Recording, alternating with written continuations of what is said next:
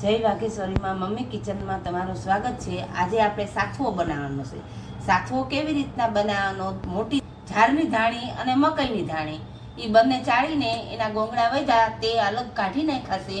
એ આપણે આ બાઉલમાં ભર્યા છે અને એમાં થોડાક દાળ નાખવાની, ડાળિયાની દાળ। અને આ ઘઉં છે વાટકી, એ ઘઉંને થોડાક શેકી નાખવાના બદામી કલર જેવા। અને આ ગોળ છે અને આ ઘી છે અને આ પાણી છે। આપણે ધાણીને આ ધાણી ડાળિયા બંને મિક્સ કરી નાખવાનું, ઘઉં ઝીણા શેકી નાખવાના બદામી કલરના।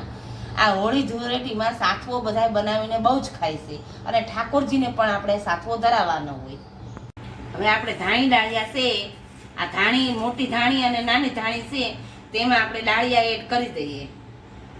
હવે આપણે ઘઉં શેકી લઈએ। પહેલા આપણે મોટી ઝાડ રાખવાની અને પછી નાની ઝાડ કરી નાખવાની, ગેસની ધીમી આંચ।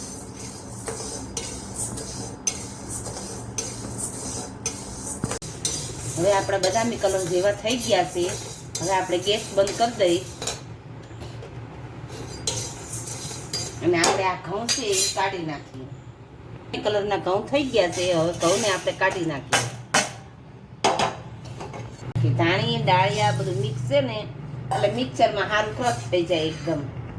હવા થોડીક લાગી ગઈ હોય તો આ શેકી તો હવા ઉડી જાય આને। અને બહુ નહીં શેકવાના, જરાક જ શેકવાના। ધાણી ડાળિયા આપણા શેકાઈ ગયા છે અને ઘઉં આ બધું મિક્સ કરી દઈએ આપણે। હવે આને ઠંડુ થવા દઈ। ઠંડુ થાય પછી આપણે મિક્સરમાં ક્રશ કરવાનું છે। એની પ્રોસેસ બધી ચાલુ કરીએ।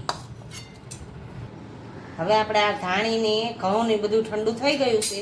હવે તેને આપણે મિક્સરમાં ક્રશ કરી નાખીએ।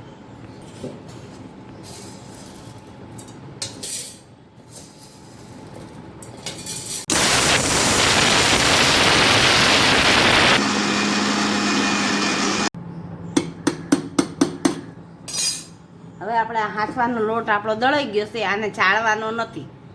આ સેજ અમથો જાડો હોય ને તો પણ ચાલે। એ ગોળ પલાળ્યો તો તેનું પાણી આપણે સેજ ગરમ કરી નાખીએ એટલે ગોળ આપણો બધો ઓગળી જાય।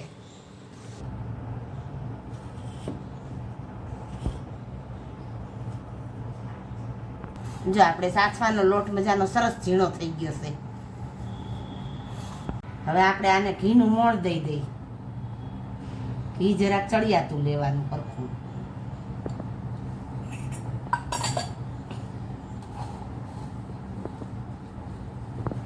આપણે ઘીનું મોણ દઈ દીધું છે। હવે આપણે ગોળ પાણીનું પાણી છે કર્યું છું એ આમાં એડ કરતું જવાનું થોડુંક થોડુંક।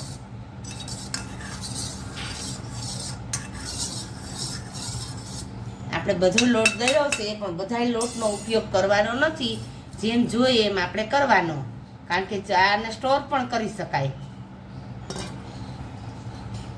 જ્યારે 5-6 મહિના સુધી ના રાખવો હોય તો રાખી શકાય। જ્યારે ઉપયોગ કરવો હોય, આપણને એમ થાય ખાવો છે ત્યારે આ લોટ લઈને આપણે કરવાનો।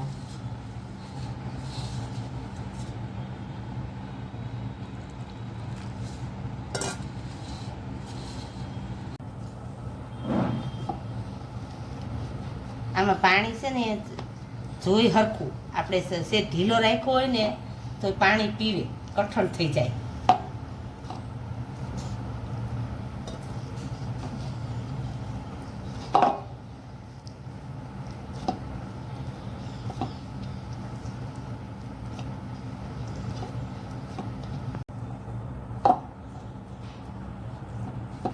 સેજ વાર રહીને આને થોડીક વાર રહીને લાડવો વાળી એટલે પાણી પીવે ને થોડું।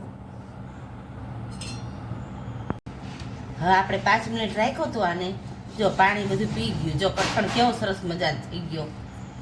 હવે આને આપણે 2 લાડવા વાળી નાખીએ।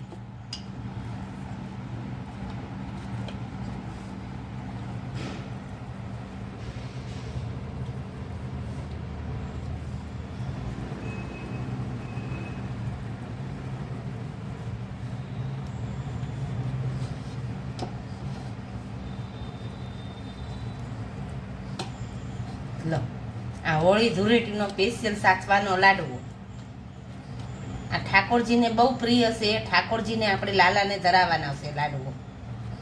આપણે ઘરે લાલા છે, લાલાને ધરાવવાનો છે।